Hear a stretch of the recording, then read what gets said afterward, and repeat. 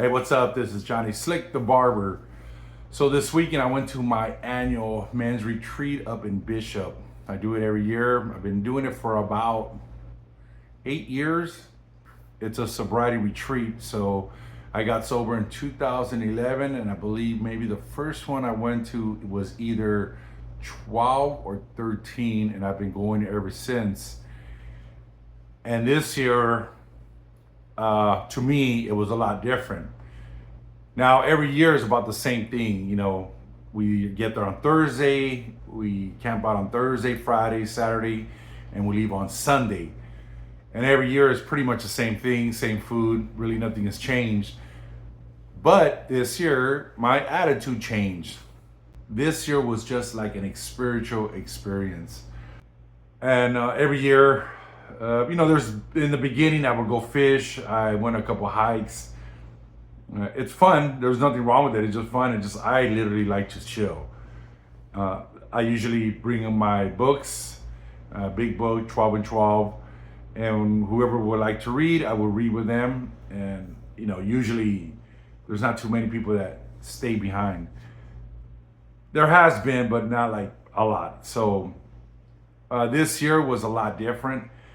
Like I said, it was more of a spiritual experience that I had this year, which was not planned. And I've come to believe that a lot of these good things, most of the times, are not planned. They just happen on its own.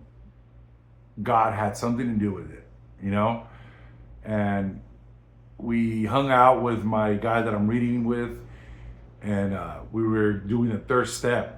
We're on the third step, and it was just gonna be me and him, but then my boy was there. We're gonna read the third step. So do you want to hang out, or what do you want to do? And he said, no, I'll hang out. I'll read with you guys. Cool, dope. So it was us three now. Now remember, none of this was planned. The only thing that was planned, that was me and the guy that I read with. We were gonna read. My friend ended up joining me. Then we get two old timers that ended up joining us too. They saw us reading, so they came and we started reading. And this old timers, I love talking to old timers. Just not just him, but there's a lot of people who have done this work, who have this just wisdom. They got like, this guy I believe had 45 years. I got 13 years, so damn right I'm gonna listen. I'm just gonna, even if I disagree on anything he says, I'm just gonna shut up and listen. And if I need to ask a question, I will. But for the most part, I listen. And I got two big fucking nuggets out of this. Three, actually. Three nuggets.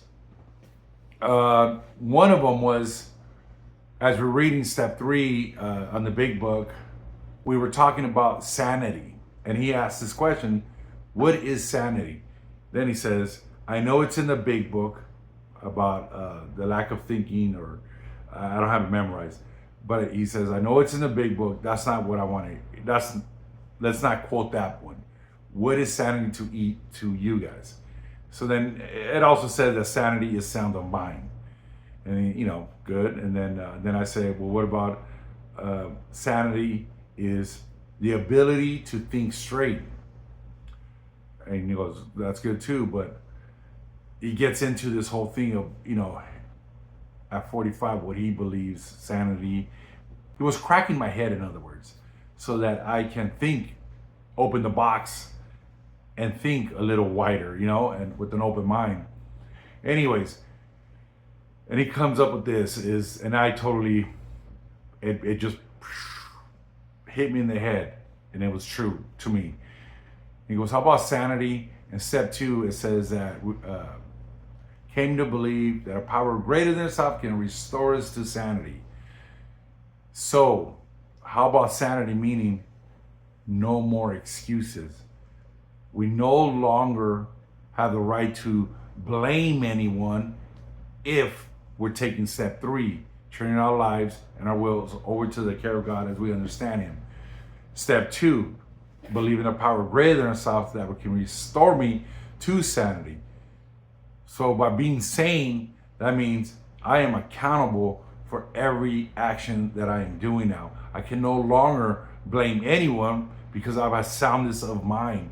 So I can no longer blame. But he had broken some of that stuff down like that. I was like, wow, that is true. I mean, if you think about it, if you're sane, you can't blame no one else. You have the ability to think straight, and you have the ability to see what was your part and take accountability for the consequences, for the actions, take responsibility for every fucking thing.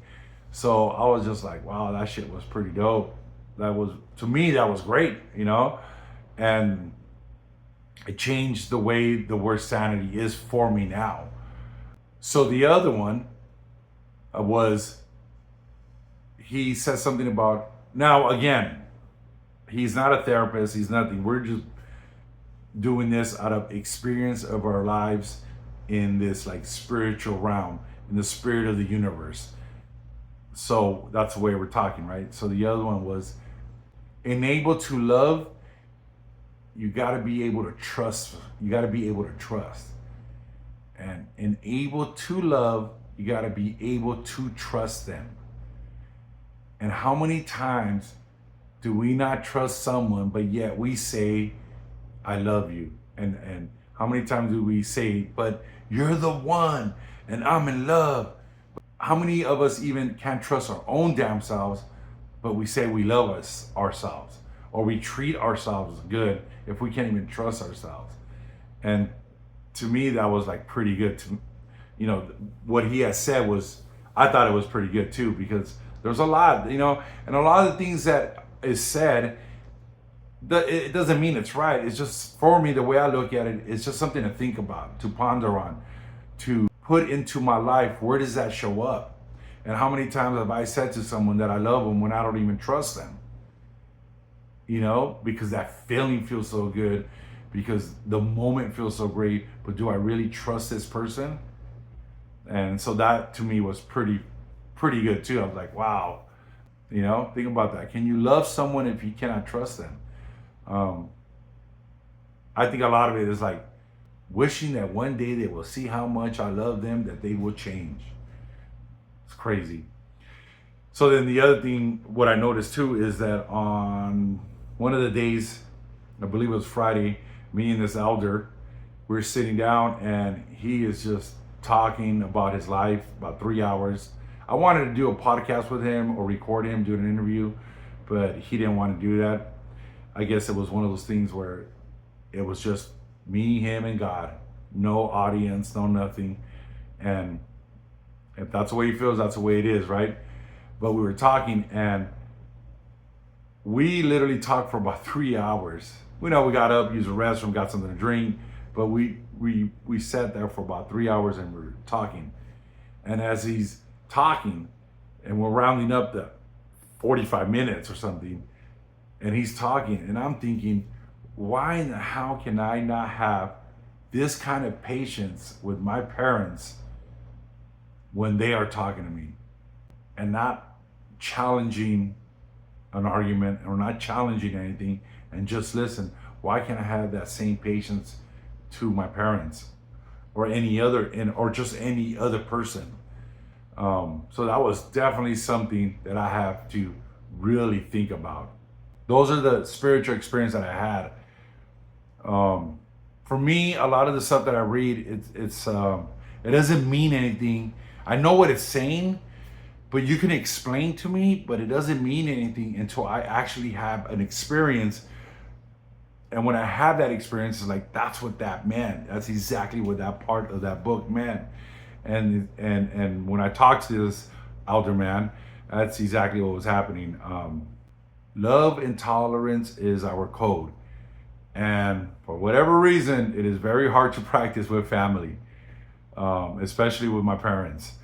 As I was sitting there, I'm thinking the same thing. It's like, man, if I can sit here this long listening to this guy, I'm not even challenging to for an argument. I'm just listening.